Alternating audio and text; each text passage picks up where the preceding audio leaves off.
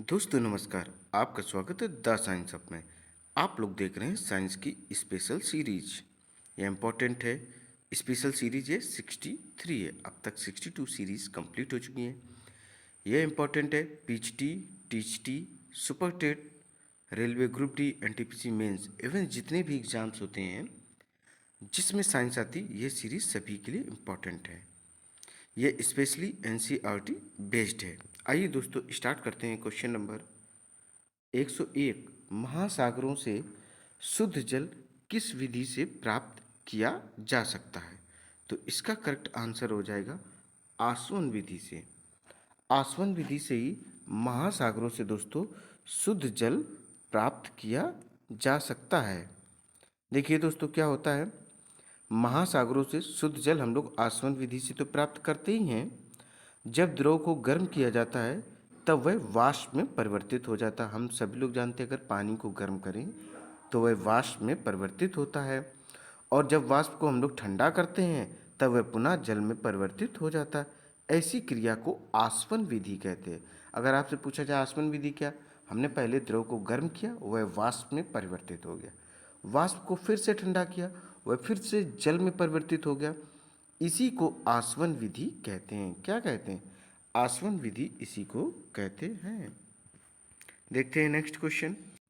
Question number है 102।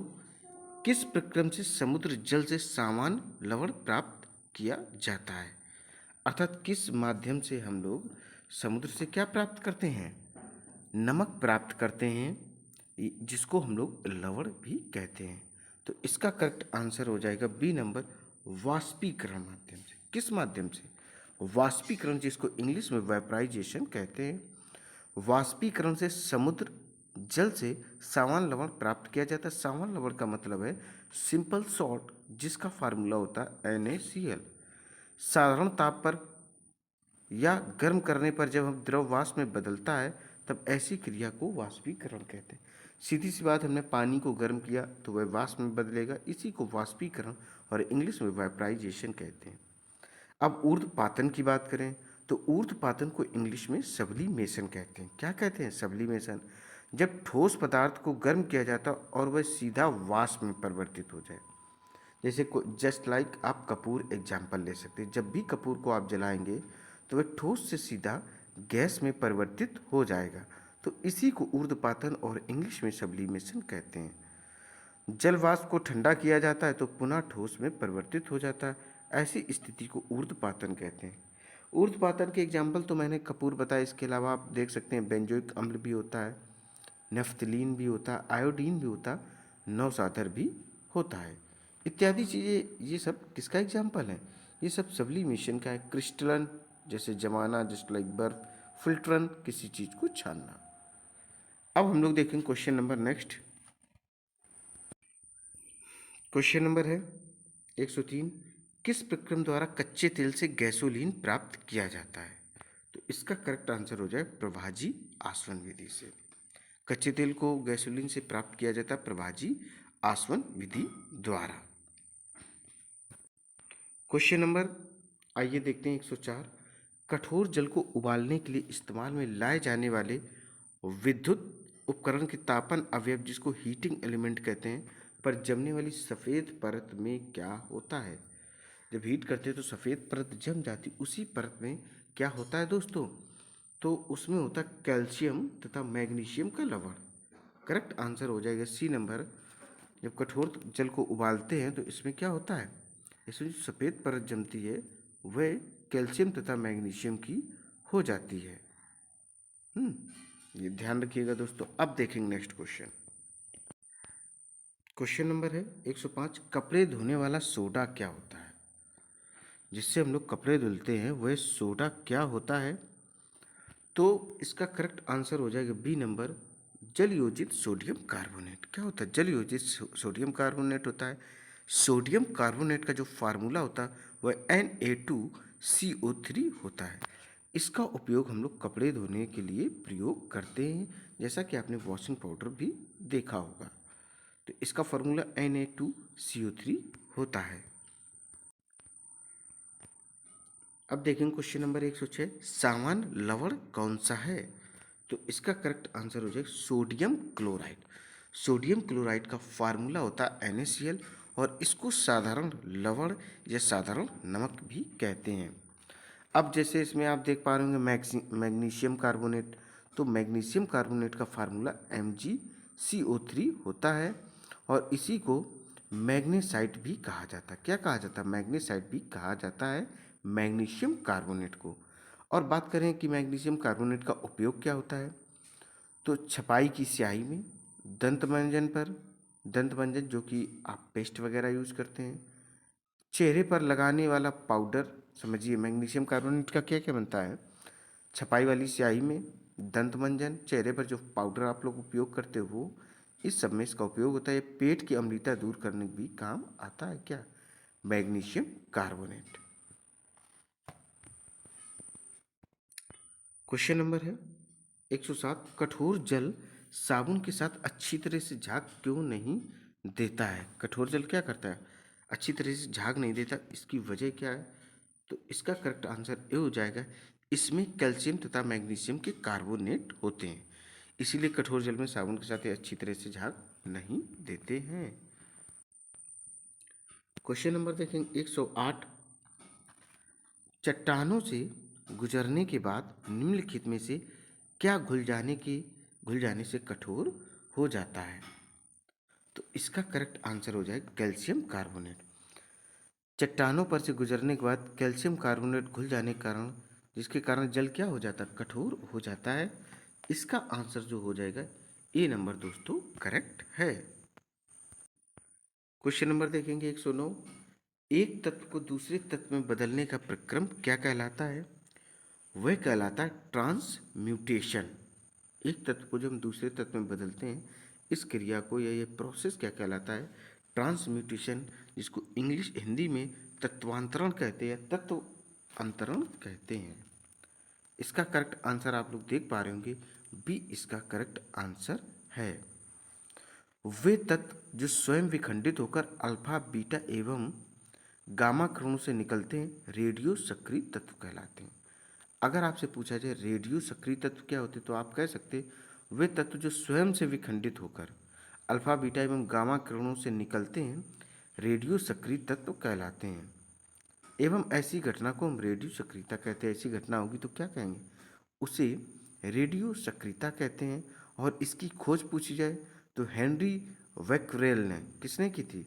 Henry वेक्रेल ने 1886 में की थी। किसी रेडियो सक्रिय तत्व का अंतिम उत्पाद क्या होता है? सीसा होता है।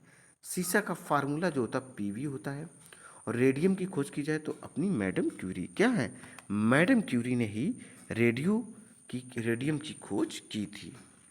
तो करेक्ट आंसर आपका इसमें बी हो जाएगा। क्वेश्चन नंबर है 10, बेकिंग सोडा का रासायनिक नाम क्या होता है? तो इसका करेक्ट आंसर हो जाएगा सोडियम बाइकार्बोनेट। और सोडियम बाइकार्बोनेट का जो फार्मूला होता है वो NaHCO3 होता है। क्या होता है? NaHCO3 होता है। ये बेकिंग सोडा है जिसको सोडियम बाइकार्बोनेट कहते हैं। अब देखेंगे क्वेश्चन नंबर 111, ट्रिपल वन, तापमान के केल्विन पैमाने पर जल का क्वथनांक कितना होगा?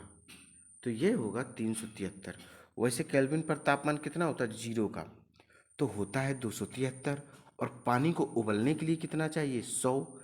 जब आप 273 में 100 जोड़ देंगे तो यह जाकर बनेगा कितना? 373। क्वथनांक को इंग्लिश में बॉइलिंग पॉइंट भी कहते हैं। और इसकी परिभाषा आप समझे, जिस निश्चित ताप पर कोई द्रव वाष्प में बदलता है इसी को क्वथनांक कहते हैं।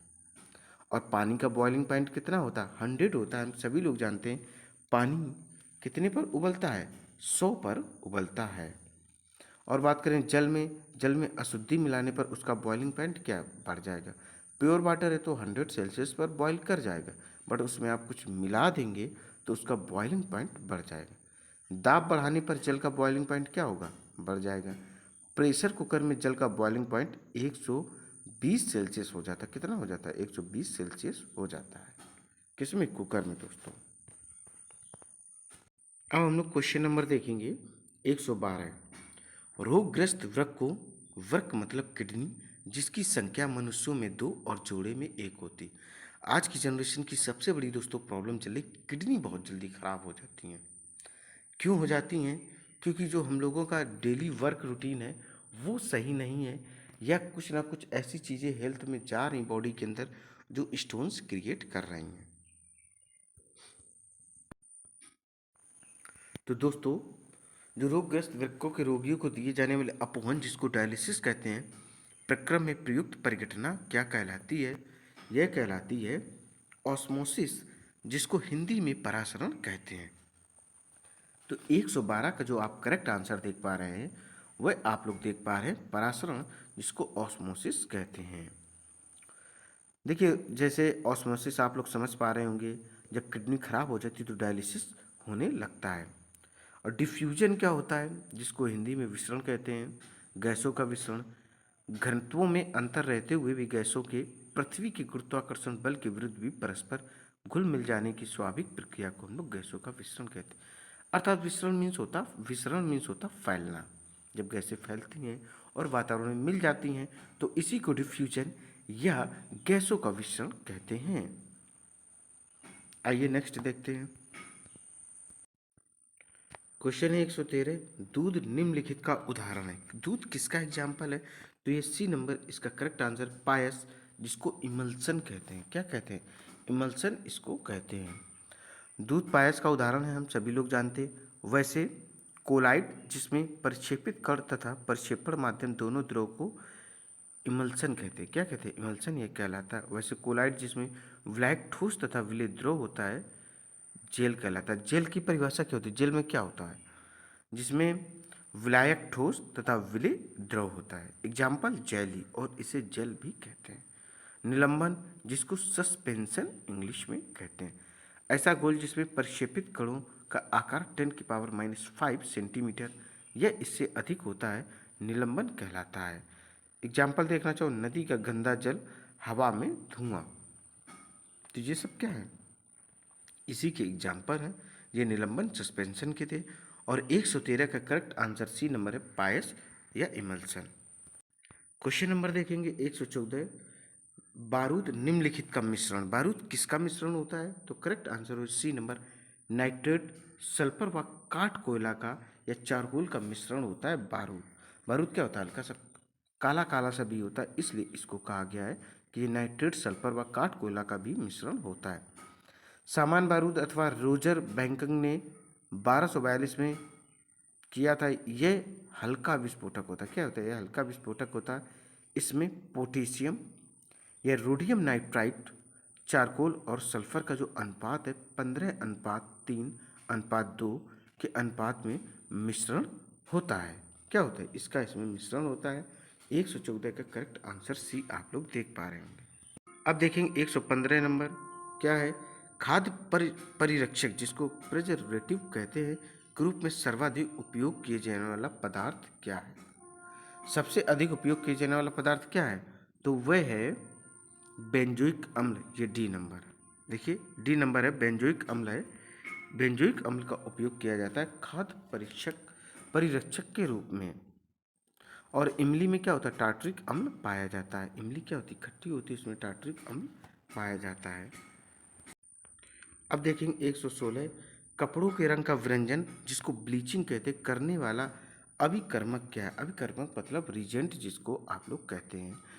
तो क्या हो जाएगा? तो इसका करेक्ट आंसर है बी, सल्फर डाइऑक्साइड। क्या है? सल्फर डाइऑक्साइड के, और पहले आप समझो सल्फर डाइऑक्साइड का फार्मूला क्या होता है? SO2। सल्फर डाइऑक्साइड के द्वारा कपड़ों के रंग का व्यंजन या ब्लीचिंग किया जाता है। सल्फर ट्राइऑक्साइड, इसका फार्मूला SO3 होता है। ये जल में क्या करता है? जल्दी से घुलकर H2SO4, जिसको हम लोग सल्फ्यूरिक अम्ल कहते हैं, बनाता है। इसी कारण इसे सल्फ्यूरिक अम्ल को एरन क्या कहते हैं? एनहाइड्राइड कहते हैं। क्या कहते हैं? एनहाइड्राइड कहते हैं। तो 116 का करेक्ट आंसर हो जाए बी नंबर, सल्फर डाइऑक्साइड। अब देखेंगे क्वेश्चन नंबर 117, वह रासायनिक अपक्रिया जिसके घटित होने से ऊष्मा बनती है। तो किसके घटित होने से ऊष्मा बनती है? वह बनती एक्सोथर्मिक अपक्रिया से। एक्सोथर्मिक की जो रिएक्शन होती है उसमें ऊष्मा बनती है। इसका करेक्ट आंसर डी दोस्तों हो जाएगा। क्या हो जाएगा?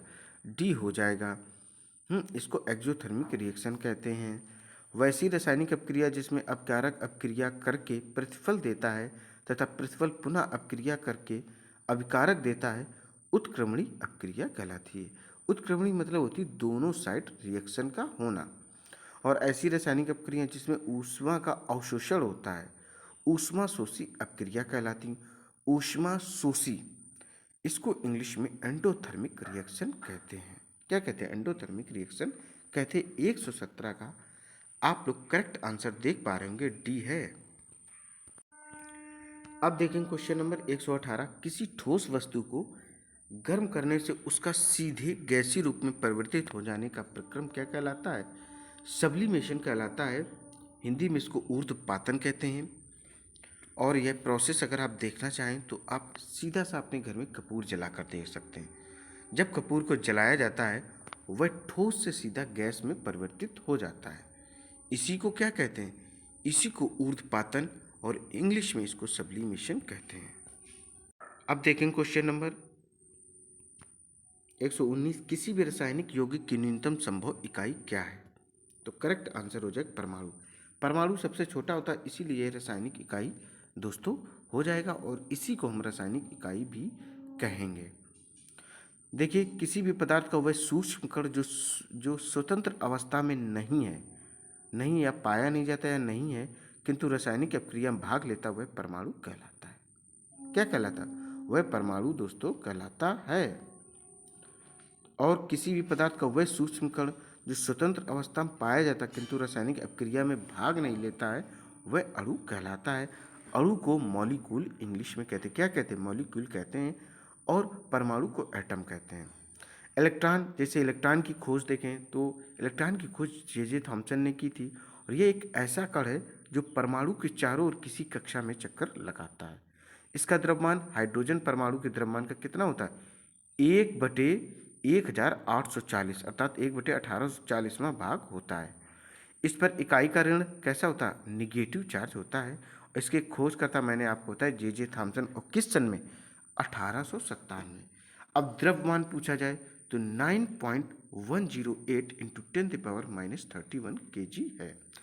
इसको एक और कहते हैं, जैसे 9.108 इंटू 10⁻28 ग्राम। अब जैसे प्रोटॉन की बात करें, प्रोटॉन की खोज रदरफोर्ड ने की थी, या गोल्डस्टीन भी आपने लिखा हुआ देखा होगा। ये किस टाइप का कण? यह एक ऐसा कण है जो परमाणु के नाभिक में पाया जाता है। इस पर इकाई धन आवेश रहता है। इसका द्रव्यमान हाइड्रोजन परमाणु के द्रव्यमान के बराबर होता है। खोजकर्ता बता दिए हैं, रदरफोर्ड भी हैं और गोल्डस्टीन भी हैं। अब देखेंगे नेक्स्ट क्वेश्चन हम लोग, बी नंबर क्वेश्चन देखिए 120 देखेंगे। सॉरी, सिल्वर हैलाइड का उपयोग फोटोग्राफी प्लेटों में होता क्योंकि वे क्या होते हैं? रंगहीन होते हैं। क्या होते हैं?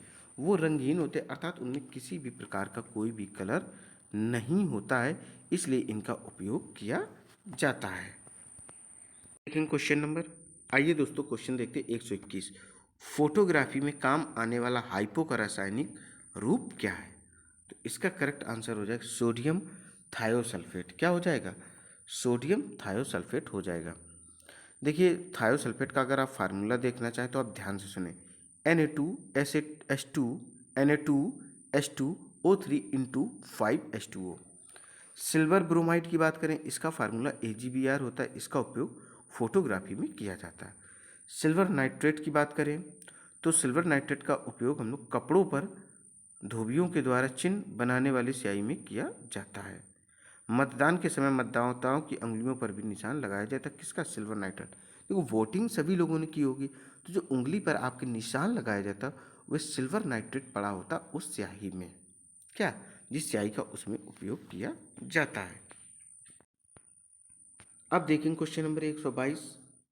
वृक्षों के समीप या उनके नीचे रात को नहीं सोना चाहिए क्योंकि रात के समय क्या होता है? वो कार्बन डाइऑक्साइड छोड़ते हैं। देखिए, अब कार्बन डाइऑक्साइड क्यों छोड़ते? क्योंकि उनको रात में सूर्य का प्रकाश मिलता नहीं है, तो उनमें प्रकाश संश्लेषण की क्रिया नहीं होती।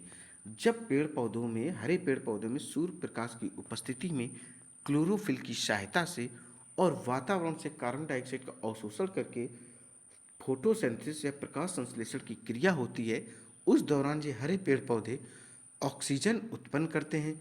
ऑक्सीजन का हम लोग ब्रीथिंग प्रोसेस के लिए श्वसन के रूप में प्रयोग करते हैं। ऑक्सीजन का फार्मूला O2 होता है और कार्बन डाइऑक्साइड का फार्मूला CO2 होता है। ऑक्सीजन को जीवनदायिनी गैस भी कहा जाता है। क्वेश्चन है 123, हिंगुल जिसको सिनेबार कहते हैं डेड डैश का अशुद्ध अयस्क है। तो इसका अशुद्ध जो है इम्प्योर जो है वह है पारा, और पारा का फार्मूला आप देखना चाहें तो Hg होता है। पारा को इंग्लिश में मरकरी भी कहा जाता है। क्या कहा जाता है दोस्तों? इसको मरकरी भी कहा जाता है। हिंगुल को सिनेबार कहा जाता है। और बात करें तांबा, तांबा का जो फार्मूला होता है Cu होता है।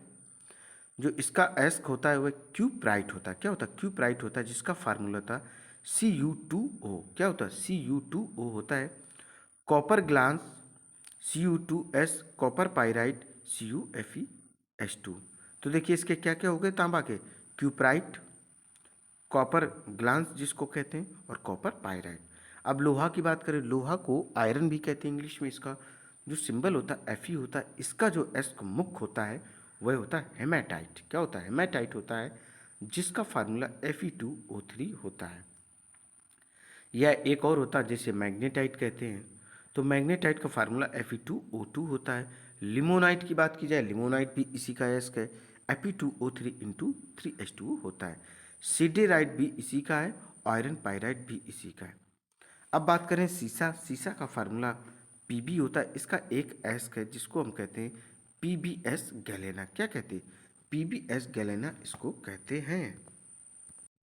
अब क्वेश्चन देखेंगे 124, वैज्ञानिक उपकरणों जिसको साइंटिफिक एपरेटस कहते हैं। क्या कहते हैं? साइंटिफिक एपरेटस कहते हैं, में परावैज्ञानिक किरणों को गुजारने के लिए सिलिका का शुद्ध क्रिस्टलीय रूप है। तो करेक्ट आंसर हो जाए क्या? इसका डी नंबर इसका करेक्ट आंसर हो जाएगा, जिसको हम लोग क्वार्ट्ज कांच भी कहते हैं। वैज्ञानिक उपकरणों में परावैज्ञानिक किरणों को गुजारने के लिए हम लोग सिलिका का शुद्ध क्रिस्टलीय रूप उपयोग करते हैं, जिसको क्वार्ट्ज ग्लास या क्वार्ट्ज कांच भी कहते हैं। सोडा कांच को मृदु कांच या सॉफ्ट ग्लास भी कहते हैं। क्या कहते हैं? सॉफ्ट ग्लास भी कहते हैं। अब बात करें पायरेक्स कांच, तो यह क्या होता है? सोडियम सिलिकेट एवं बोरोसिलिकेट का मिश्रण है। जो पायरेक्स कांच होता है ये किससे बना होता है? सोडियम सिलिकेट एवं बोरोसिलिकेट का यह मिश्रण होता है। और इसका उपयोग किस में करते हैं?